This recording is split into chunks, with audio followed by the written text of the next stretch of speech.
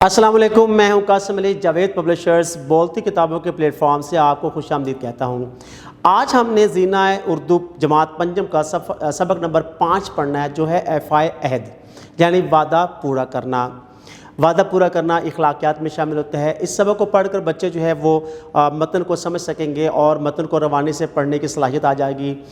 فاعل، مفعول اور فعل کے بارے میں جان سکیں گے، پیچیدہ جملے کس طرح بنائے جاتے ہیں اور ان میں جو ہے وہ ان کی تخطیق کیسے کی جاتی ہے، ان کی ترتیب جملہ کیسے ہوتی ہے، اس میں کون کون سی چیزیں ہوتی ہیں، اور اپنا مافی ضمیر جو ہے وہ بیان کرنے کے لیے انہیں ایک پیراگراف لکھنے کی صلاحیت آ جائے گی۔ تو چلتے ہیں اپنے سبق کی طرف، یعنی ایفائے عہد کی طرف۔ ایفائے عہد۔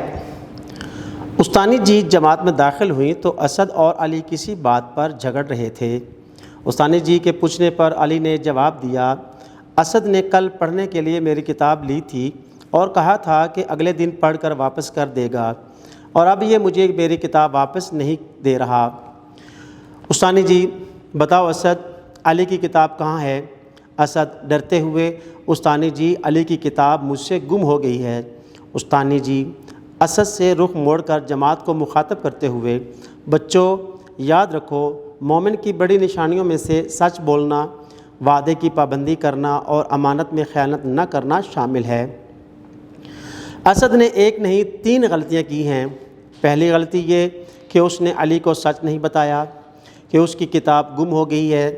دوسری غلطی یہ کہ وعدہ کے مطابق اس نے کتاب واپس نہیں کی، اور تیسری غلطی یہ کہ علی نے کتاب اسد کے پاس امانت تھی، اس نے امانت کی حفاظت نہیں کی۔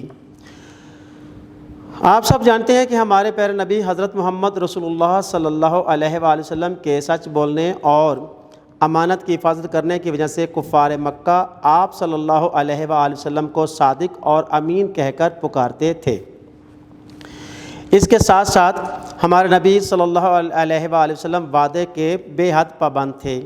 جب بھی کسی سے وعدہ کرتے تو اسے ہر حال میں پورا فرماتے اور اپنے صحابہ کرام رضوان اللہ علیہم اجمعین کو بھی وعدہ پورا کرنے کی تلقین فرماتے تھے۔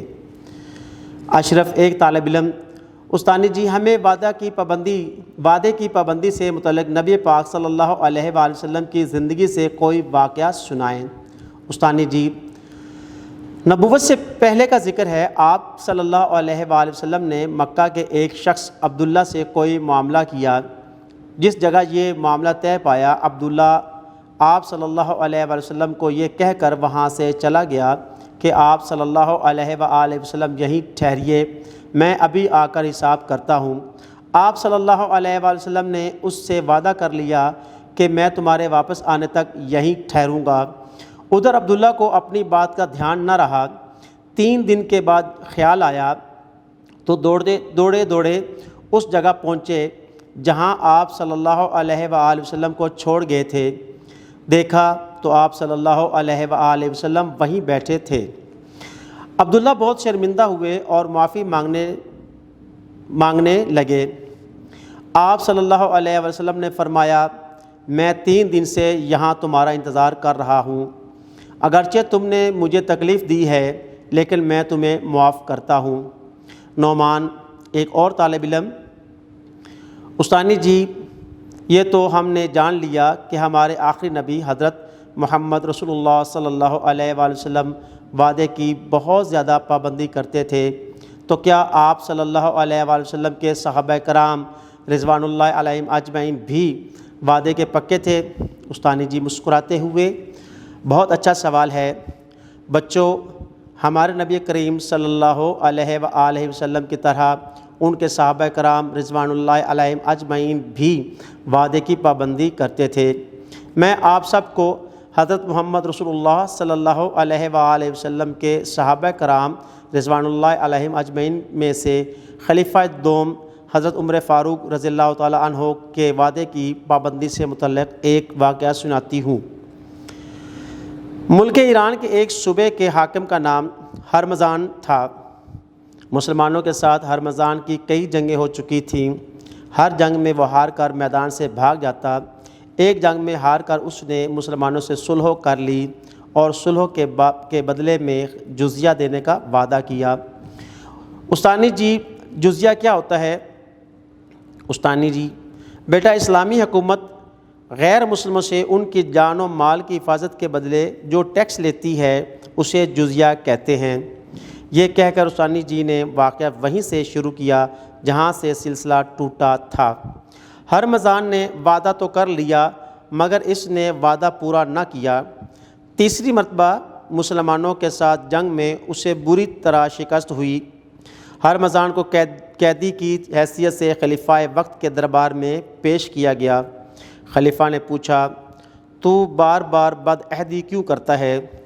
اگر تو اپنے گناہوں کی معافی مانگ لے اور اسلام قبول کر لے تو ہو سکتا ہے اللہ تعالیٰ بھی تجھے بخش دے، اور اگر تو اسلام قبول نہیں کرتا تو پھر تجھے اس جرم کی سزا ملے گی۔